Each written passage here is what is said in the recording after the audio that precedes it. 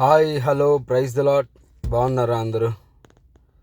ఈరోజు డిక్లరేషన్ అని చెప్పి ఒక ఒక ఒక వైరల్ ఒకటి జరుగుతూ ఉంది మన మన రాష్ట్రంలో.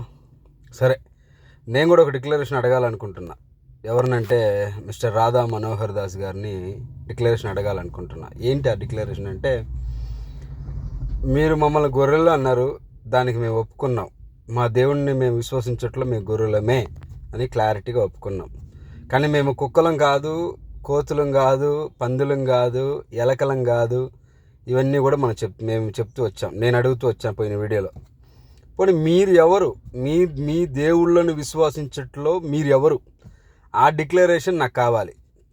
ఎందుకు అడుగుతున్నానంటే, ఇప్పుడు మమ్మల్ని ఏమో గొర్రెలు అన్నారు. ఓకే, గొర్రెకున్న మంచి లక్షణాలు అన్నీ కూడా నేను క్లియర్గా మీకు వివరించి చెప్పాను.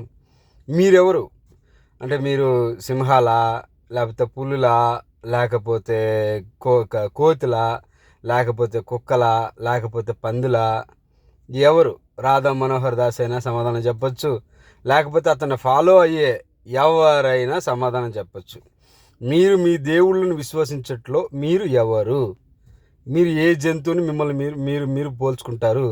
దయచేసి మేము మనుషులమని మాత్రం దయచేసి అనబాకండి. ఎందుకంటే మనుషులు అనే వాళ్ళు ఎవరు కూడా ఇంకొక తాటి మనుషుల్ని జంతువులతో పెట్టి పిలవరు. సో మీరు పిలిచినారు. సో దానికి మేము ఒకవేళ మీరు అనొచ్చు, జంతువు యొక్క గుణలక్షణాలను బట్టి మేము అలా మాట్లాడామని అనొచ్చాము. సరే, మీరు చెప్పండి, మీరు ఏ జంతు గుణలక్షణాలతో మీరు మీ దేవుళ్ళని మీరు విశ్వసిస్తున్నారో చెప్పండి. ఆ డిక్లరేషన్ మీరు నాకు ఇవ్వండి, చూద్దాము. మీకు అది అలా ఇచ్చేది ఇది ఉందా? సరే, ఒకళ్ళు ఇచ్చే పని అయితే ఎవరైనా ఇవ్వచ్చు.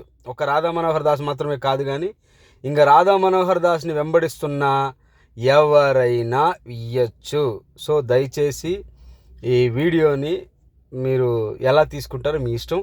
నాకు కూడా ఒక డిక్లరేషన్ కావాలా. నేను కూడా డిక్లరేషన్ ఇచ్చా. ఏమని ఇచ్చానంటే, మేము గొర్రెలమే అని క్లారిటీగా డిక్లరేషన్ ఇచ్చేసా.